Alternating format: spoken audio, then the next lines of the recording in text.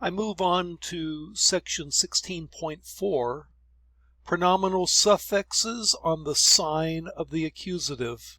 It turns out that direct object marker et can also accept pronominal suffixes. Gives you the example, Ani sholeach etchem la'ir.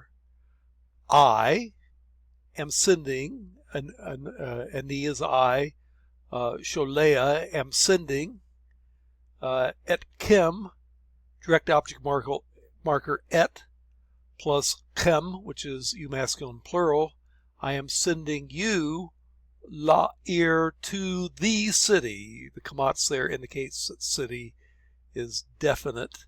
It tried to have a hey article hey with a patah double, compensatory lengthened instead.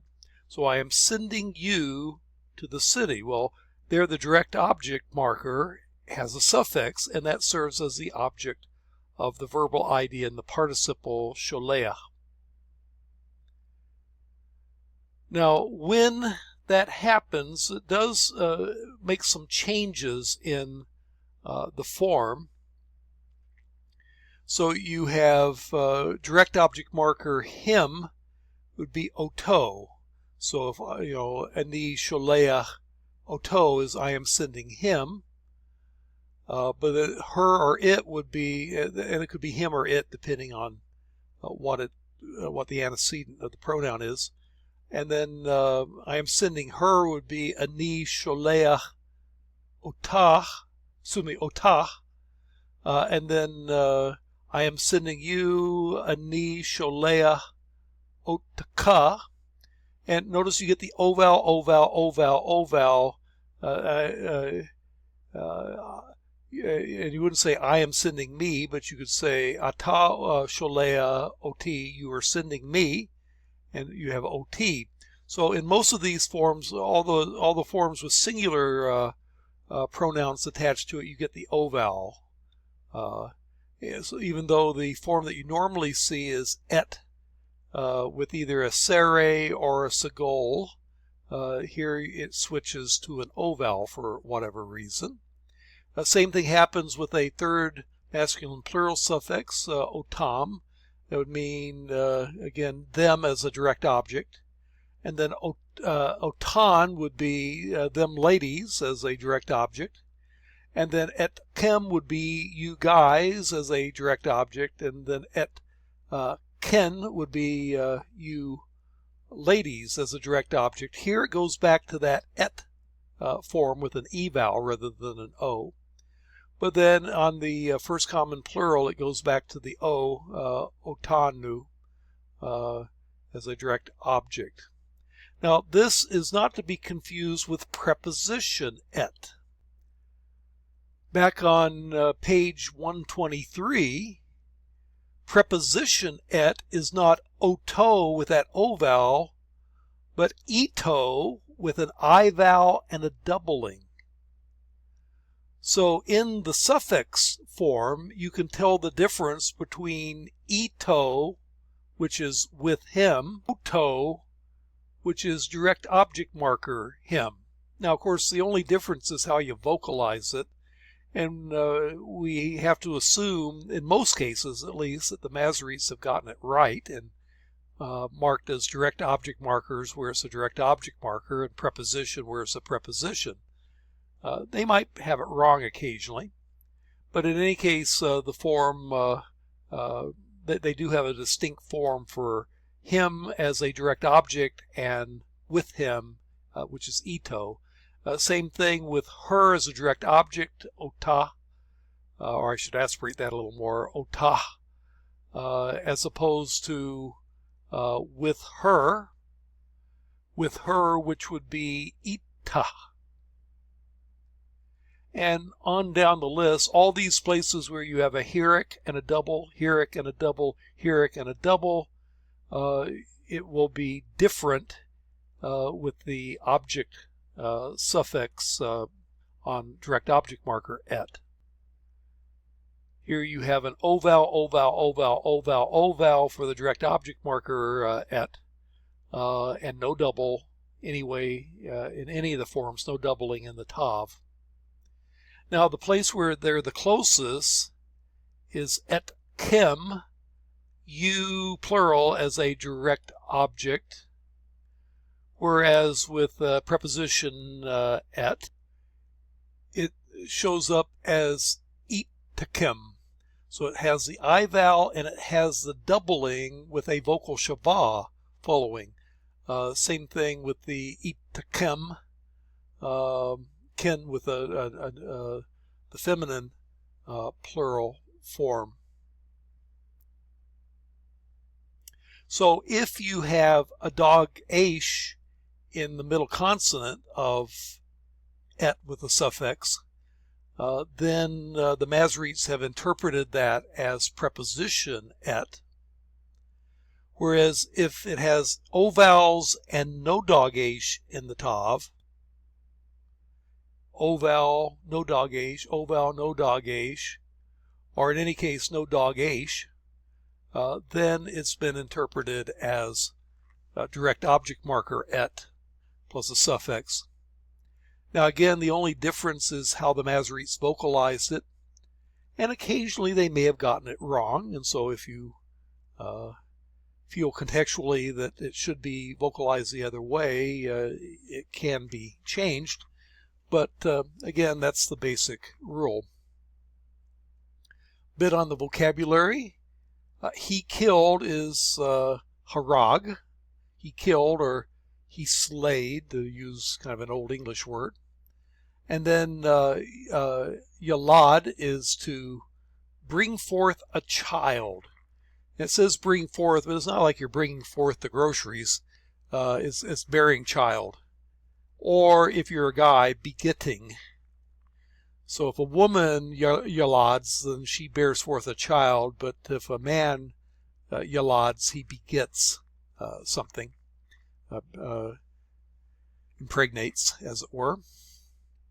And then shafat is he judged, or he governed, often used as the participle shofet, which can be translated a judge, substantively.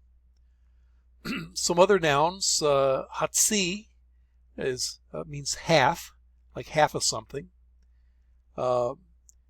Kisei is throne or chair, and this again looks like a typo. If you go back to the dictionary on page 491, kisei is the correct spelling of the word, and the form with a yod at the end would be kisai, and that would be my chair with a pronominal suffix. So for that reason, I'm going to tell them they have another typo, and maybe they'll correct it before you get a copy of it if you're lucky. And then you have the word for heart that has two forms. You have levav, which means heart, and you have lev, which basically is a biform of the same word. You can tell from the longer form that it's a geminant. The second and third consonants of the root are the same. So the root is lamed bet bet. And that shows up when you add a suffix to it, so you end up with a libi, my heart. And then you have a word for service work or mission, malaka, which is service work or mission. In construct, it shows up malachet, and with a suffix, it shows up as malakto. So kind of changes in vowels. We've referred to the word queen, malka, not to be confused with her king, which would have a mapik in the hay. Malka with just a vowel letter hey at the end means queen. And then you have panim, face. The form is plural. I think probably originally it was dual, panayim, the two halves of your face. But anyway, it often occurs with preposition la, lifnei, that's the construct of this form, meaning to the face of in the sense of in the side of or before. And so lifnei is often just translated before, though literally it's to the faces of. But it's always, the form is always plural, so we don't need to bother with a singular, with a plural rendering of it. And then with a suffix then, since it's based on panim, if you put a preposition la and then a suffix, you have le panav, and that would be to the face of him, before him. A participle that's used as a noun frequently is oyev, one who hates, hence a enemy participle. And then you have a conjunction, ka'asher. We've had asher, who, which, or that, and ka is as. Put the two together, and literally it's kind of as which, but often introduces sentences that are relative clauses. So when he went, ka'asher then could be translated when, and then and go on from there. The exercises will give you a chance to practice all these things. You'll use participles. I am writing to him. It depends on who you are. If you are masculine, you'll use the same form, ani. But if you're masculine, it's going to be kotev, I am writing. But if you are feminine, it's going to be kotevet, the feminine participle.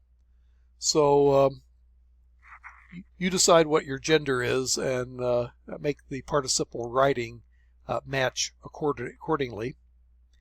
No gender confusion here. Let it match your first name. And then on down the list there. And then as usual, he'll have you do some reading aloud and translating, as in Melekei Elohim Holakim El Iram, and this is from Malak, angel or messenger. And so here it talks about angels of God. Holakim are going. El, that's to or unto. Ir is city, and Am would be there. So angels of God are going to their city, and that would be example the first one. And continue on the list. And that's a introduction to lesson 16, Lehitraot, and we'll see you later.